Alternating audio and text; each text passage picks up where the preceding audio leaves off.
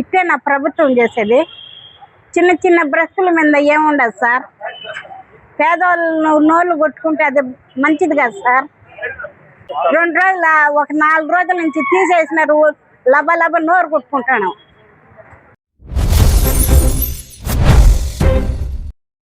ఏదో వ్యాపారంగా చేసుకుంటున్నాము. ఈ మాదిరిగా పొట్టగొట్టే పేద ప్రజలకి ఏం సార్ ఇది న్యాయమేనా? మీకు మీ కుటుంబాలకు న్యాయమేనా? పేద ప్రజలు నోళ్ళు కొట్టడం ఇది సంస్కారమేనా?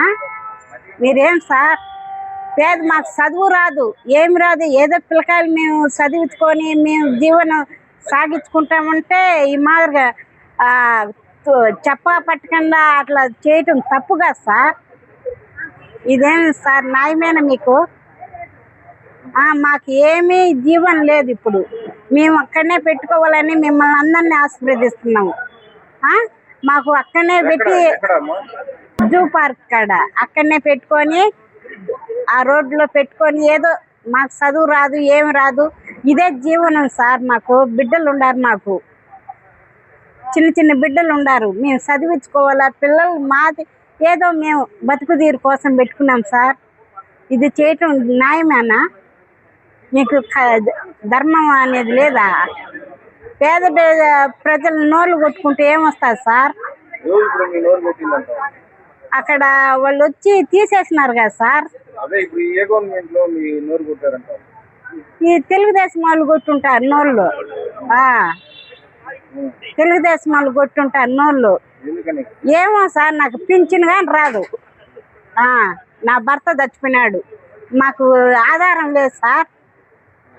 ఆధారం లేదు. నేను బతుకుది ఏ పింఛన్ లేదు, ఏమి లేదు. నాకు పింఛన్ ఇయటం లేదు, ఏమి లేదు. మా మూడు చచ్చిపోయాడు, ఏం లేదు. చిన్న చిన్న పిల్లకాయలు కానీ మాకు 2 రోజులు ఒక 4 రోజుల నుంచి తీసేసినారు. లబ నోరు కొట్టుకుంటాను. ఇట్టే నా ప్రభుత్వం చేసేది. చిన్న చిన్న బ్రతుకుల మీద ఏముండదు సార్. పేదవాళ్ళు నోళ్ళు కొట్టుకుంటే అది మంచిది కాదు సార్. లక్షాధికారులు వాళ్ళని దెబ్బతీసినా మంచిది. పేద బతుకుల మీద నోళ్ళు కొట్టడం అది మంచిది కాదు సార్. మాకు చదువు రాదు, ఏమీ రాదు. నా పేరు కల్పన. మేము 10 సంవత్సరాలుగా తోపుడు బండి మీద టిఫిన్ షాప్ నడిపించుకుంటున్నాము. Science centre opposite, zoo park రోడ్లో సైన్స్ సెంటర్ ఆపోజిట్లో తోపుడు బండి పెట్టుకొని ఉన్నాము. మా పిల్లలు చదివించుకోవాలన్నా మాకు అదే దారి. మేము సరిగా ఏమన్నా భోజనం చేయాలన్నా కూడా మాకు అదే దారి. మా చెప్పా పట్టుకుంటా మాకేమి చెప్పకుండా తెల్లవారుజామున 6 గంటలకి మాకు తెలియకుండానే వచ్చి జేసీబీలతో తీసుకెళ్ళిపోయారు. మాకే ఇన్ఫర్మేషన్ ఇవ్వలేదు. మరి ఉన్న ఫలంగా ఇప్పుడు మీ బండి అక్కడి నుంచి ఎత్తేసారు. మరి మీ జీవనాధారం ఏదమ్మా ఈరోజు? జీవనాధారం ఏమి లేకుండానే ఇప్పుడు అభినయ అన్నను వచ్చి ఆశ్రమించాము. మాకు ఇంకా మా బండ్లు మా ప్లేస్లోనే పెట్టించాలని కోరుకుంటున్నాం.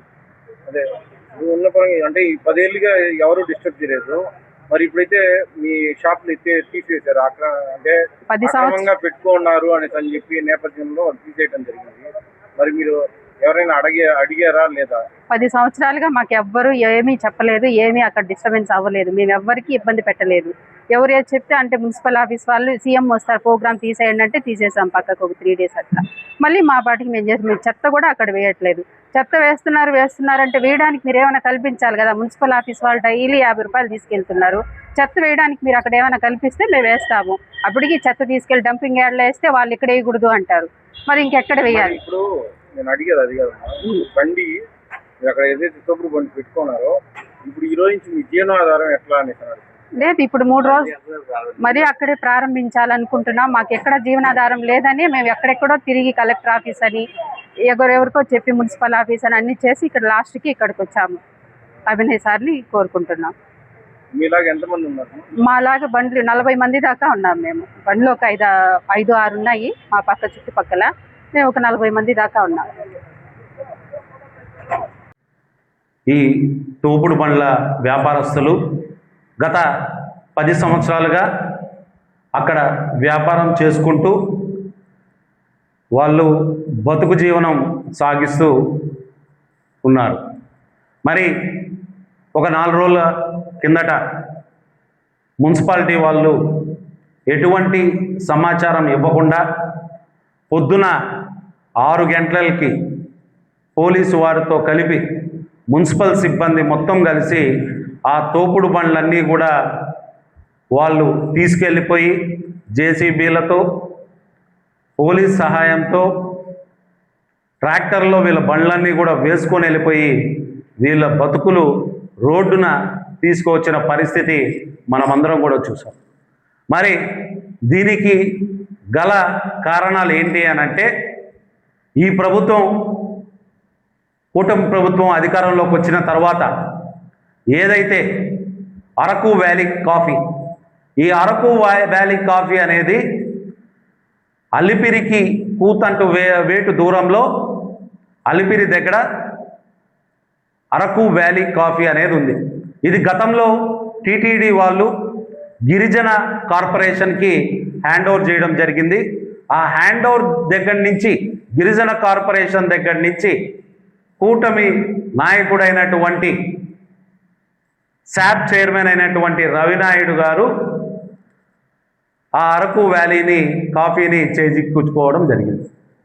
సరే, ఆయన తీసుకున్న తర్వాత అక్కడ వ్యాపారం అతను సరిగ్గా చేయలేక ఈ తోపుడు బండ్లు ఉండడం కారణంగా తనకు వ్యాపారం తగ్గిపోయిందని, ఈ తోపుడు బండ్లను ఖాళీ చేయిచ్చేస్తే తను ఈజీగా డబ్బులు సంపాదించుకోవచ్చు అనే ఒక దురుద్దేశంతో మున్సిపల్ శాఖ అధికారులకి గట్టిగా చెప్పించుకొని ఈరోజు మున్సిపల్ శాఖ అధికారుల ఆధ్వర్యంలో ఆ బండ్లన్నీ కూడా ఖాళీ చేయించడం జరిగింది.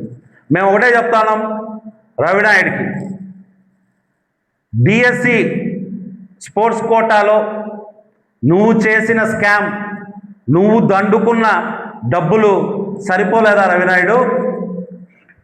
2014లో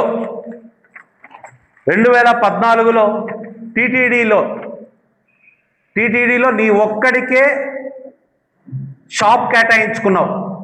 దానికి సంబంధించిన రెజల్యూషన్ ఆర్డర్ ఇది. హెరిటేజ్ అనే ఒక చిన్న షాప్ పెట్టుకొని కొండ మీద ఉన్నటువంటి ఏదైతే రూల్స్ అండ్ రెగ్యులేషన్స్ అన్నీ కూడా పక్కన పెట్టి నువ్వు 2014 నుంచి హెరిటేజ్ అనే ఒక షాప్ని నువ్వు తీసుకొని నువ్వు అక్కడ కొండ మీద వ్యాపారం చేయడం నిజం కాదా?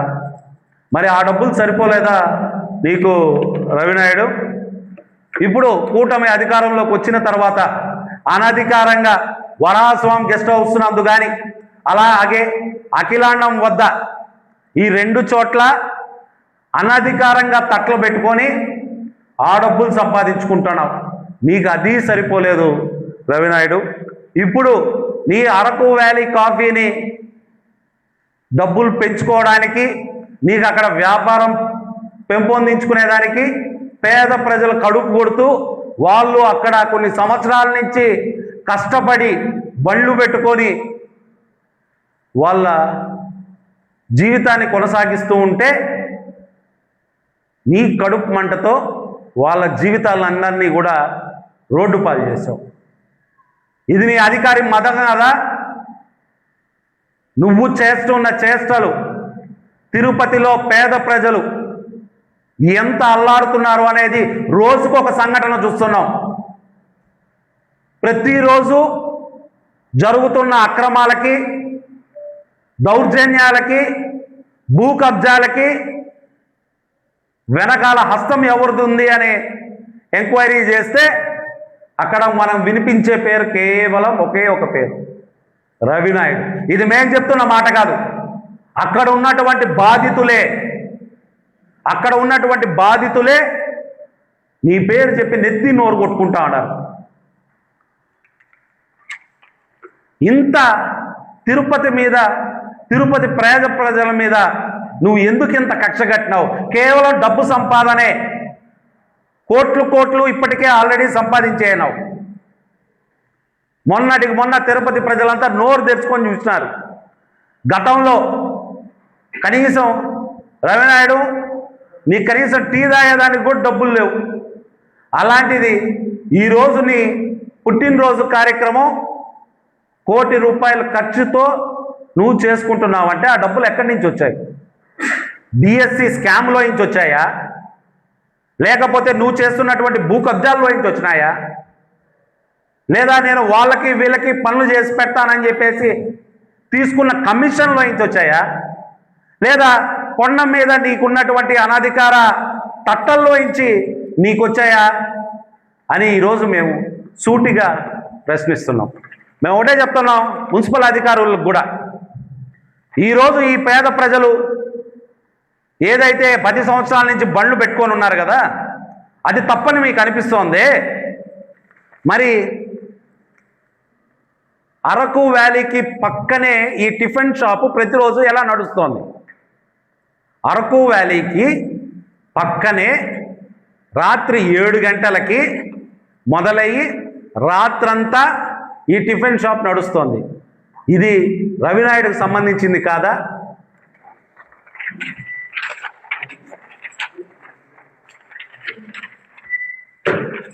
ఇదిగోండి, ఇది అరకు వ్యాలీ కాఫీ, రవినాయుడుకి సంబంధించిన అరకు వ్యాలీ కాఫీ.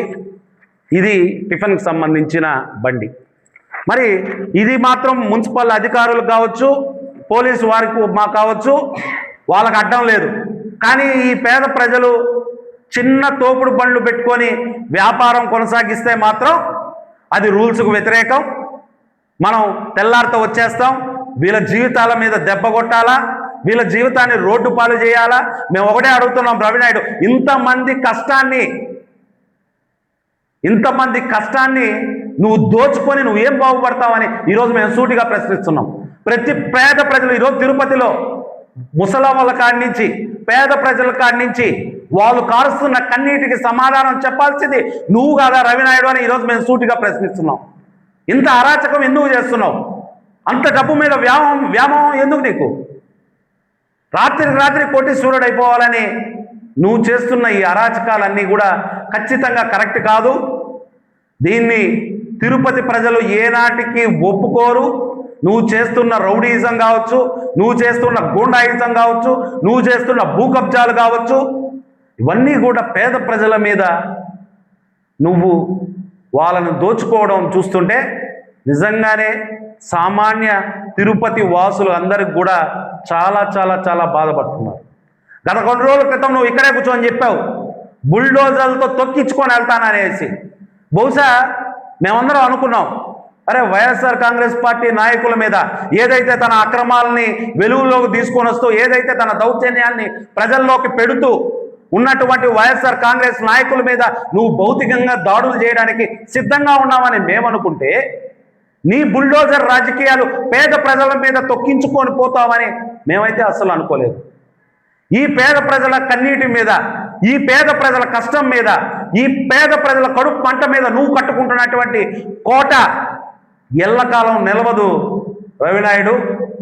మేము ఎవరికి ఏ కష్టం వచ్చినా తిరుపతి వైఎస్ఆర్ కాంగ్రెస్ పార్టీ అండగా ఉంటుంది.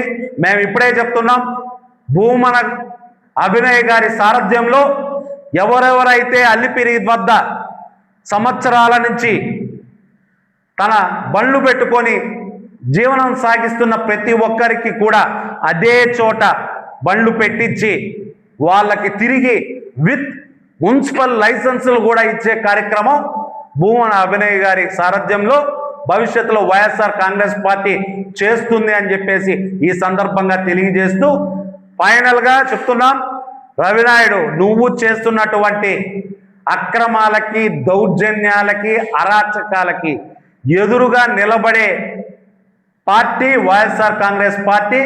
నీకు ఎదురుగా నిలబడే, నీ అక్రమాలకి ఎదురుగా నిలబడే నాయకుడు భూమన అభినయ్ గారు అని చెప్పేసి ఈ సందర్భంగా తెలియజేస్తూ థ్యాంక్ యూ.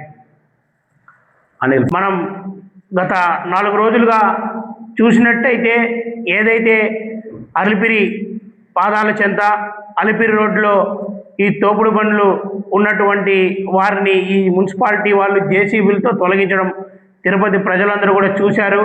అక్కడ ఏదైతే అరకు వ్యాలీ రవినాయుడుపై లైసెన్స్ తీసుకొని అతని బినామీ అయినటువంటి రంజిత్కు ఆ షాపు పెట్టించి అతను ఏదైతే అక్కడ షాపులు తోపుడు బండ్లు ఉన్నారో వాళ్ళ ద్వారా ఇతనికి బిజినెస్ తగ్గడంతో ఈ రాజకీయ కక్షతో వాళ్ళందరినీ తోపుడు బండ్లన్నీ ఎత్తిచ్చే ప్రయత్నం చేసినారు రవినాయుడు గారు. అదేవిధంగా ఇప్పుడు వచ్చిన సమాచారం ఏంటంటే అదే ఈ తోపుడు బండ్లు ఏదైతే పెట్టారో వాళ్ళ ప్లేస్లో వాళ్ళకి సంబంధించినటువంటి తృప్తి క్యాంటీన్ అనే ఒకదానికి టెండర్ వేయడం జరిగింది. దాన్ని పెట్టించే ప్రయత్నంలో భాగంగా ఈ తోపుడు బండ్లు వాళ్ళని ఎత్తిచ్చే ప్రయత్నం కూడా మరొకటి జరిగింది.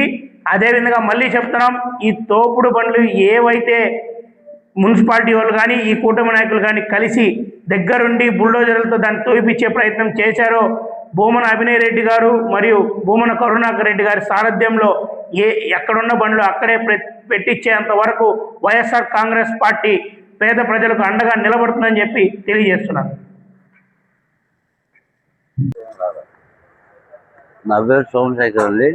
గత 10 ఏళ్ళుగా జూపార్ రోడ్లో సైన్స్ అండ్ ఆపోజిట్లో మాది తోపడం మీద టిఫిన్స్ వాటర్ బాటిల్ ఇవి విక్రయిస్తూ సింగిల్ రోడ్లు ఉన్నప్పటి నుంచి ఆ రోడ్లో శ్రీవారి భక్తులకి సేవ చేస్తూ శ్రీవారి భక్తులతో పాటు టీటీడీ సిబ్బంది, ఫారెస్ట్ సిబ్బంది అందరికీ విక్రయించుకుంటూ సరసమైన ధరలకు బిజినెస్ చేసుకుంటూ జీవనాధారం కొనసాగించేవాళ్ళం. మున్సిపాలిటీకి ప్రతిరోజు 50 రూపాయలు పన్ను రూపంలో చెల్లించేవాళ్ళం మున్సిపాలిటీ వాళ్ళకి. గత 10 ఏళ్ళుగా ఈ విధంగా గత 10 సంవత్సరాలుగా ఈ విధంగా నేను కాకుండా నాలాగా మా బండ్లు ఇవన్నీ జూ పార్కు, టాటా హాస్పిటల్ వరకు పేషెంట్లకు కానీ డాక్టర్లకు కానీ సర్వీస్ చేస్తూ జీవనం ప్రత్యక్షంగా ఒక 40 మంది దాని మీద ఆధారపడి బతుకుతున్నారు. పరోక్షంగా ఒక 150 మంది బతుకుతో జీవనం సాగించేవాళ్ళు. ఎటువంటి ఇన్ఫర్మేషన్ లేకుండా మున్సిపల్ అధికారులు కానీ, టీటీడీ సిబ్బంది కానీ, పోలీసు వారు కానీ ఈ వ్యవస్థని నిర్మించడం ఏం లేకుండా పూర్తిగా తొలగించడానికి చేసుకొని ఎటువంటి ఇన్ఫర్మేషన్ లేకుండా మా బండ్లు, తోపుడు బండ్లు కానీ చిన్న స్కూళ్ళు వాటికి సంబంధించి చెప్తూ మున్సిపల్ ఆఫీసులో పెట్టారు. దానికి కారణం ఎవరని తెలియదు, ఎవరు నడవడానికి తెలియదు. ఇప్పుడు బండి పెట్టడానికి కొంచెం 3 కిలోమీటర్ల అవతలు తీసుకెళ్ళి బండ్లు పెడుతున్నా మళ్ళీ వచ్చి తరుముతున్నారు. నిదర్శనంగా నిస్సహాయతగా ఉన్న వాళ్ళందరినీ వచ్చి ప్రతి ఒక్కరిని ఎవరికి చెప్పాలా సమాధానం లేదు. ఆల్రెడీ కలెక్టర్ గారు కూడా నిన్న వెళ్ళి అప్లికేషన్ అర్జీ పెట్టుకొచ్చాం, జీవనోపాధి కల్పించాం సార్, ఎలా చేయాలంటే కలెక్టర్ గారు, జాయింట్ కలెక్టర్ గారు మమ్మల్ని ఏం చేయమంటారు, మీరు మున్సిపాలిటీ వాళ్ళని అడగండి, మున్సిపల్ కమిషనర్ వెళ్తారు. మున్సిపల్ కమిషనర్ ఆఫీస్ దగ్గరికి వెళ్ళి ధర్నా చేస్తే వాళ్ళు ఏమైనా సమాధానం లేదు, రెస్పాన్స్ లేదు. ఇంకా మాకు ఏ విధమైన మార్గం కనిపించకుండా ఎక్కడొచ్చి మనం అభినయన్న గారి తరఫున ఈ విధంగా పోరాటం కొనసాగిద్దామని మేము బండ్లు అక్కడే ఉంచుతాం, అక్కడే బిజినెస్ వ్యాపారం చేస్తాం. మీరందరూ మాకు సపోర్ట్ చేయాలా, దానికి పరిష్కారం చూపించాలని కోరుకుంటున్నాం.